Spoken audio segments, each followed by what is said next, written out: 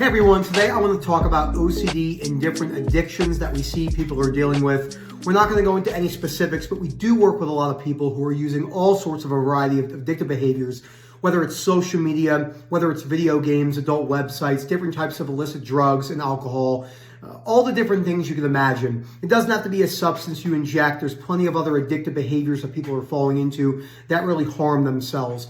I want to talk about my personal experiences with this, the addictions that I went through, why I was using them as a coping mechanism, why they were holding me back, and everything else in between.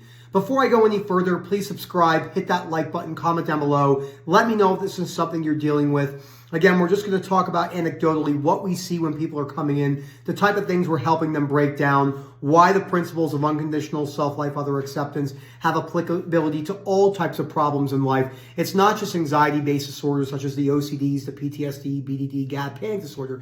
It's also addictions. It's also personality issues such as bipolar, schizophrenia. Those are not things we particularly work with, of course. We're OCD and anxiety focused, but we do have people that come in that have different comorbidities. And if you're interested in our coaching and webinar services, please email us at info@ocdrecovery.com and we will get back to you in a timely fashion. Now, having ADHD, ADHD people definitely have a higher propensity, usually. And I don't ever use the words research or go into research because what I've kind of found out about myself is I would use that lingo as a conditional acceptance behavior that kind of put people down. But in this video, I will go a little bit more into the lingo than I usually do. So the research, the empirical data based around ADHD shows that people have a little bit higher propensity for addictive behaviors and or addictions when they have ADHD. Now you'll have to, if this is something you have a fear of, a lot of people have the fear of having ADHD. I will cover that in a separate video. Well, what if I can't recover them because I'm not going to be able to concentrate? That's a whole fear separate video. This particular video, because of that constant, and a lot of people forget, and again, I don't really do that, but I think for this video, because we are going to talk about how this kind of works in the mind, most people have this very, very smooth ebbs and flow, and this is not a one-to-one ratio. They have a very, very smooth ebb and flow ratio of dopamine releases and going back down. Where ADHD people get these like massive spikes that kind of look like this. So that's why one of the nicknames for people who have ADHD are, dopamine chasers or adrenaline junkies, skydivers, squirrel suit people, motocross, the X Games. If you could figure out a way to do a study on them, I guarantee the majority of them have some form of strong ADHD because we're constantly chasing that. And having to accept that is key in knowing what kind of your triggers are in life and how that can play into addictive behaviors. Now, I used my addiction specifically to run from discomfort. Now, everyone knows my big one, which was video games. A lot of people don't realize just how much I was playing. There were some times where I was playing for 24 to 36 hours straight without getting out of the chair. That was right here. Now, my printer's right here, but my monitor used to be here, my PC monitor. And a light day for me was 12 hours.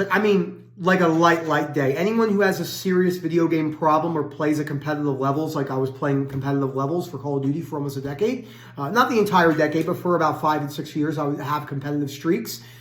12 to 16 hour days were not uncommon for me. I would literally play in what was called custom matches, going over strategies for like 6 hours sometimes. Putting people into positions, just like you would do strategies for any other sport. Really nerdy stuff. If you're in the video games, you'll know what I'm talking about. So that was a problem. Now, the other addictions I had, which was ranging from different substances and putting things into my body and different things I would run towards in avoidance behavior fashion, even caffeine in its own way. I just spilled my coffee. They were all trying to chase a feeling and or run from a feeling. So you're running from a discomfort to chase another type of comfort feeling, whether that comfort feeling is some sort of a drug, alcohol, or other things you could be addicted to, just such as scrolling social media for 6 hours, which we really don't understand addiction to social media yet. You have two sides of the camp when it comes to addiction. You have the hard camp, what I call the old school camp, where if it's not a physiologic change, such as alcohol or drugs, it's not a real addiction. I think this is misguided, in my opinion, because there are people that are highly addicted to their phones, even though they're not putting a substance into their body. We know it's changing their brain chemistry in many ways. Now, this is not, I know when you're watching this, the fear is going totally apeshit.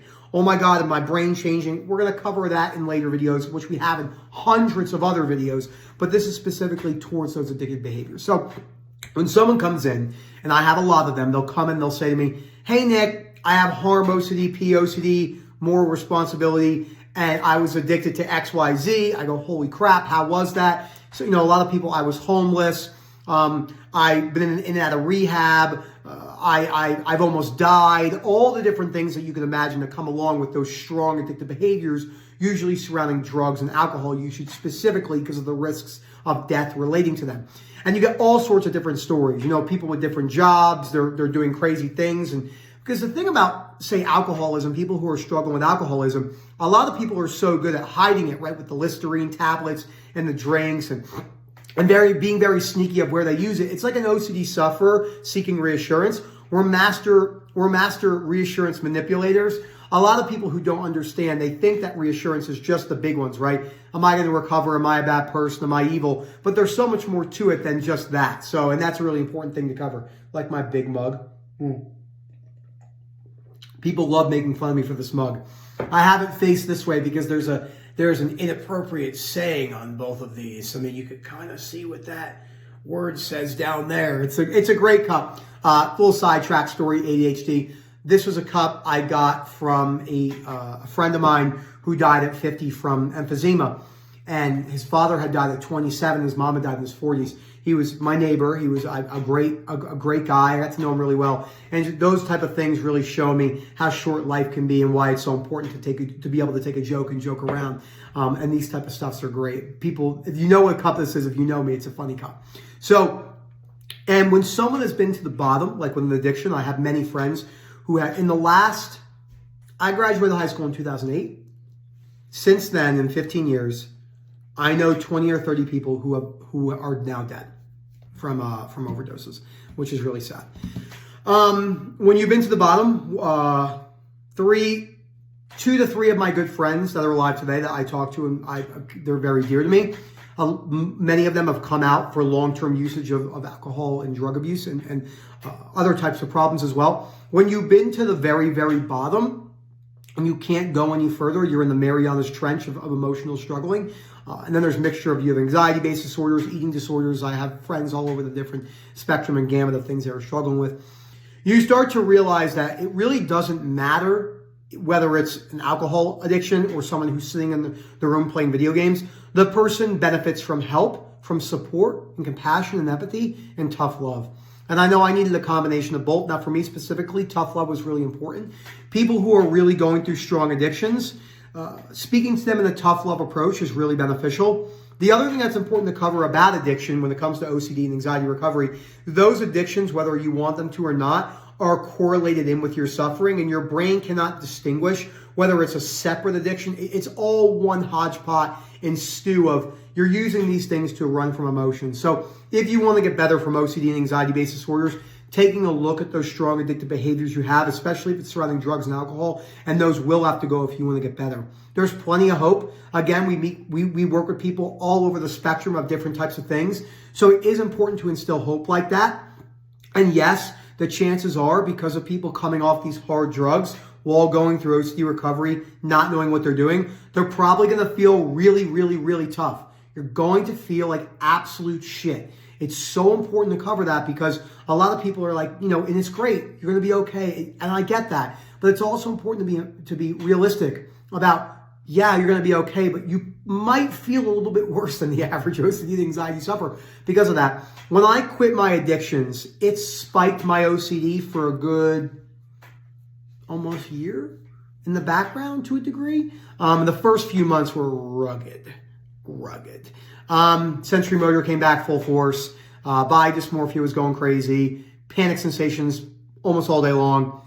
The typical stuff that we all go through. So once I got to an understanding that I was using those really compulsively, that's when I realized I could get myself better. So the moral of the story is you can get better whether you have both. If you find this video for some reason, you don't even think you have OCD, but you're dealing with just like panic disorder, which is a common thing that many people will use illicit drugs and distractions to get away from, you can better. We can help you. Again, we're just here to talk about the people that we see. We primarily stick with OCD and anxiety-based disorders, but the principles and philosophies that we preach through unconditional self-life, other acceptance, and stoicism have great applicability for people going through hardships. But we take a little bit different of approach. I know I do with my coaching, all the hundreds and thousands of people I've talked to in the webinars, in the private coaching, in the WhatsApp group and Facebook group. Again, if you're not a member of our Facebook, OCD Recovery, it's got 18,000 members. Awesome. Congratulations. In order to get into our WhatsApp groups, webinar services and coaching services are required. They're a lot of fun, and we can help you. Thank you so much for watching this video. If you feel like there's no hope, I promise you there's hope. I remember being stuck with my addictions, thinking there's no way my life will look any different. I would not trade my experience for anything on earth. I always tell people that. They don't seem to believe me. It's okay. I think suffering with OCD and my addictions was the best thing that ever happened to me. I'm extremely grateful for that, but it's been able to change my perspectives. Thank you so much, everyone. Remember, there's so much hope. And again, info@ocdrecovery.com. And don't forget to comment down below, and hopefully we speak to you soon. Have a good one, everyone.